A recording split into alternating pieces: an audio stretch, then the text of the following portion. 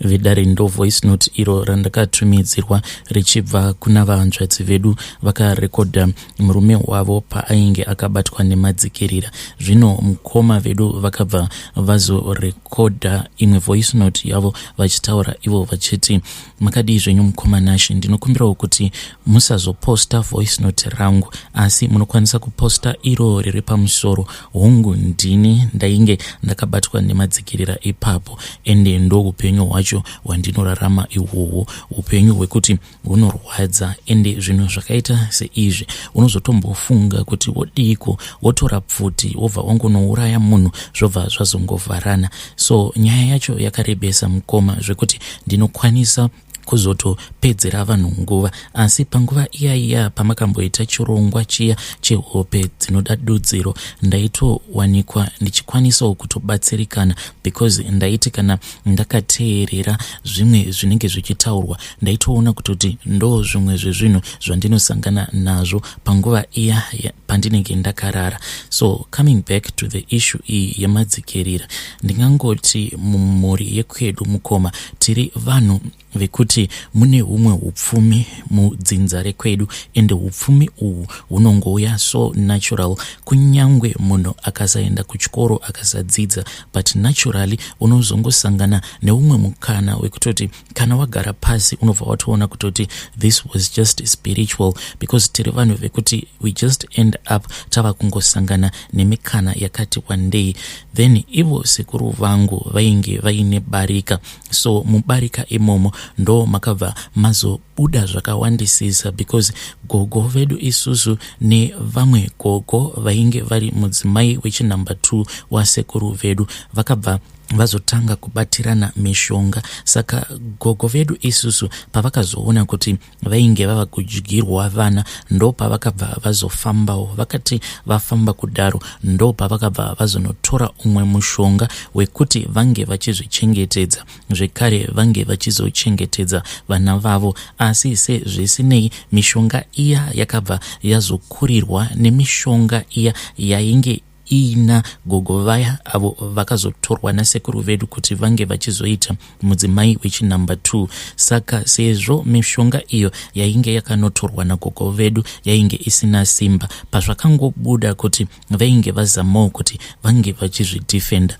vakabva vazoshatisirwa zita ravo zvekuti ava gogo vadiki vainge vava kungoita madiro. So pavana vakazvarwa nagogo vedu painge paina bangukuru, then ndokubva kwauya vamwe bangukuru vechinumber 2, kukabva kwazouya vamwe sisi, then kukabva kwazozvarwa baba vangu. Vose vakapera kufa ende vose mukoma vainge vangori nedambudziko iroro rekuti pavanenge vachibatwa nemadzikirira vanenge vachichema zviya zvekutoti unotoona kutoti munhu uyu zviri kuitika kana kuti zvaari kuona zvinhu zvekuti zvinenge zvichitoda kutomuparadza. Saka gogo vaya vechinumber 2 navo vakabva vazoshayika. Saka zvichitaurwa zvinonzi gogo vaya vainge vari mukadzi mudiki wasekuru vedu vakazoti vashayika ndokubva vazosiyira umwe mwana wavo mishonga yose iyo yavainge vainayo nezvikwambo zvavo. Zvino zvikwambo izvi mukoma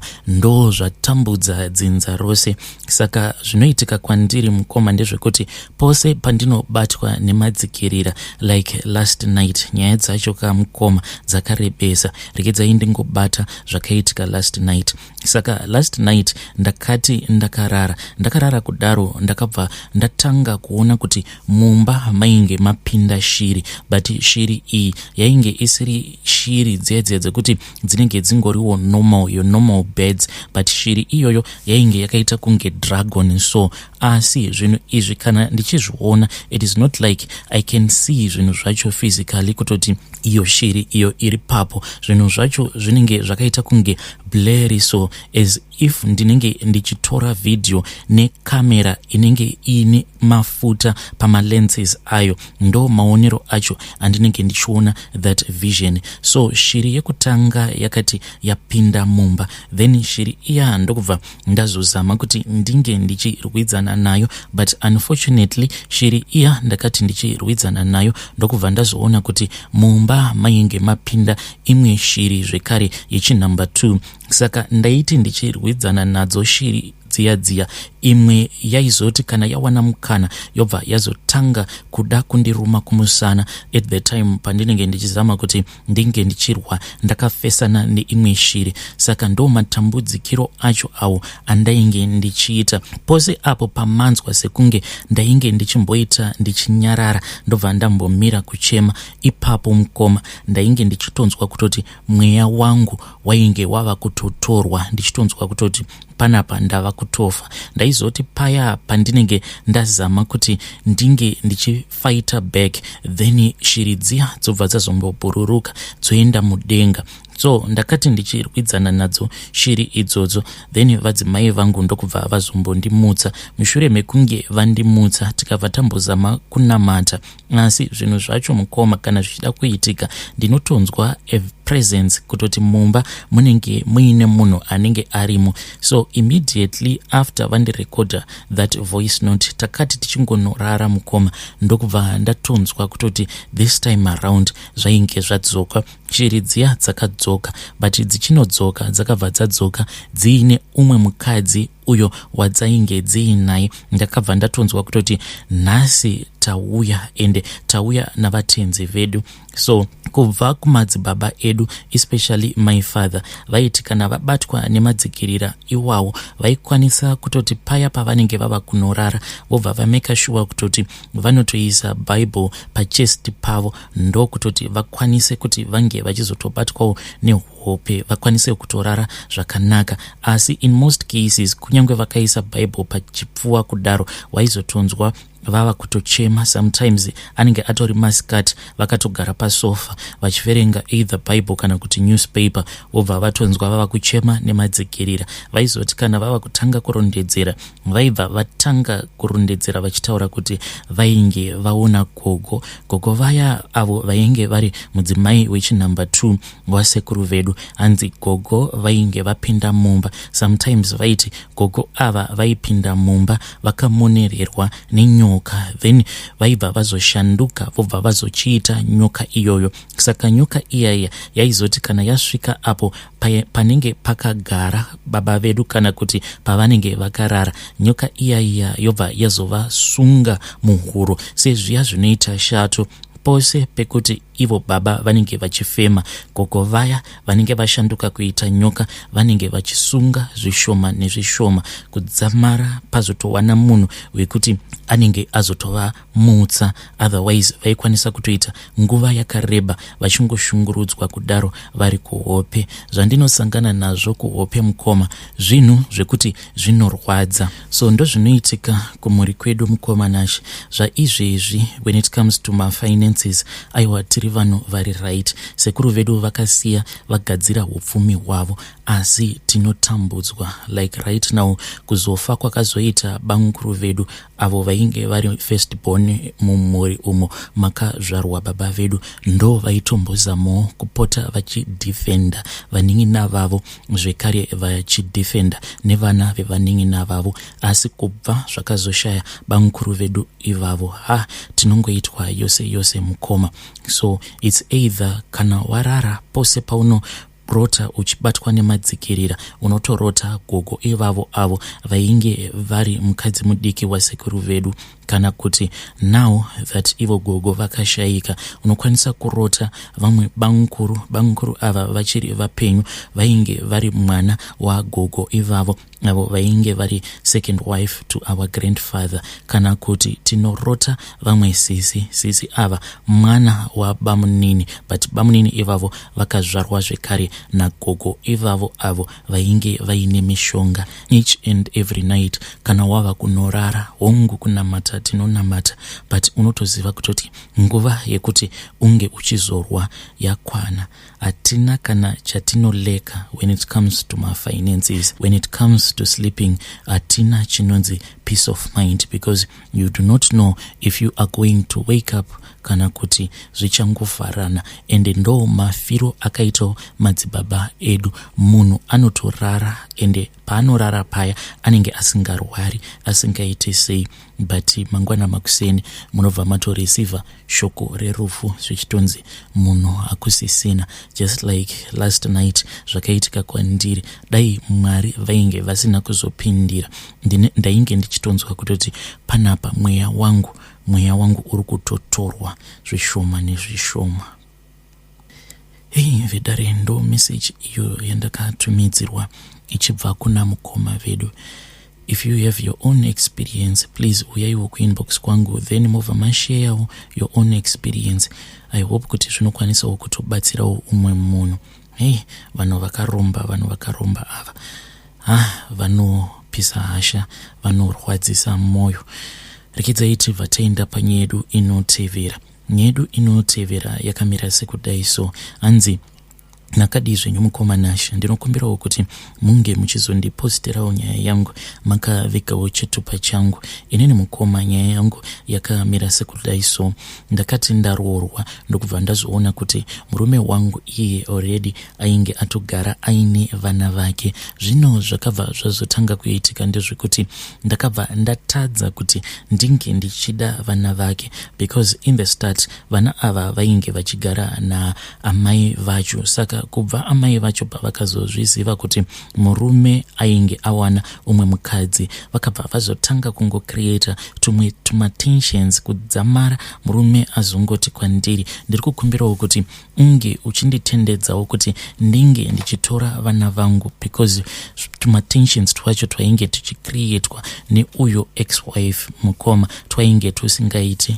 Ndokubva ndatendedza zvangu kuti murume ange achizotora vana. Fine, vana takabva tazovatora tikabva tazotanga kugara navo, but still uyo mukadzi wekuenda zvaainge ava kuita ndezvekuti ainge achiti paya kana kuri kunzi anenge afona, because aifona directly on my phone, sezvo ndainge ndakamubhana kuti asapota achicommunicata nemurume wangu. Saka aizoti kana ava kutaura nevana wainzwa kuti panapa mazeve zero acho anenge achiita vana. It seems as if pane zvimwe zvinhu zvavanenge vachiudzwa naamai vavo, vachiudzwa kunzi taurirai pasi. So inini I am a work at home mom. Ndaiwanzo kuti kana vakafona ndobva ndangodana mwana obva atora foni. So sometimes mwana aibva azobuda kana panze, but ndakazotanga kususpecta kuti there is something bad that is going on, because vana vainge vachipfurirwa naamai vacho vachinzi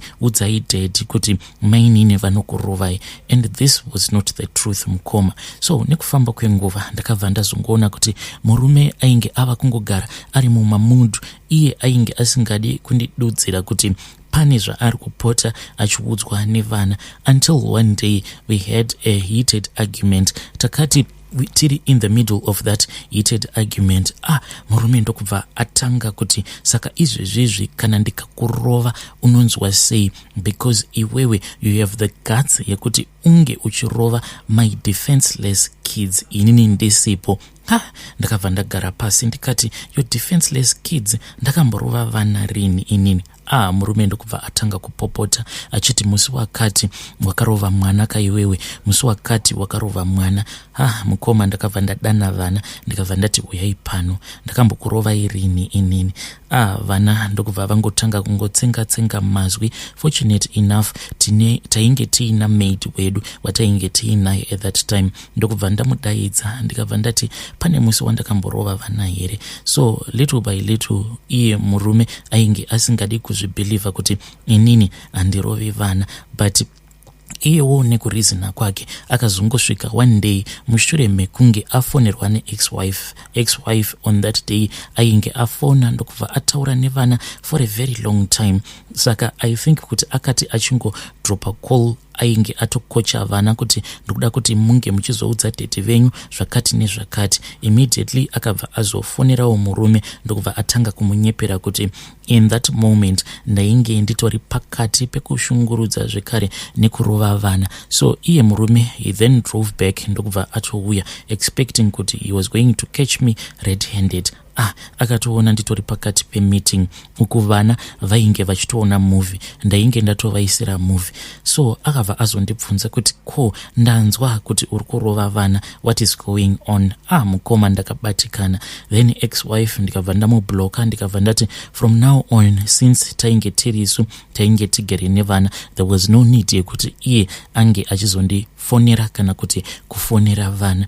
But mumwoyo mangu mukoma ndakabva ndarwadziwa zvekuti vana ava ndakabva ndazovavenga, because ndainge ndambozamawo kuti ndinge ndichivapa rudo, but they were just not lovable. From there on ndopa ndakabva ndazotanga kuronga zvekuti ndainge ndava kusatomboda kuti ndinge ndichizogara nevana ava zvamuchose. So I then created an environment yekuti iye murume akabva azobvuma kuti tinge tichizodzinga vana. Mushure mekunge tadzinga vana vakabva vazodzokera kuna amai vavo. Vana ava vakazoti vaenda mukoma. I still feel guilty kuti dai ndanga ndisina kana kumbogara ndakaita zvandakaita izvozvo, because vana hapana kana chavanoziva. When they came to stay with us, the plan was that taifanira kuti tinge tichizovapa a better education, because amai vacho vagere kumusha kuZimbabwe kumamisha. So tainge takafunga kuti kana tikavatora vakauya kuno kwatigere kunyika yevatorwa,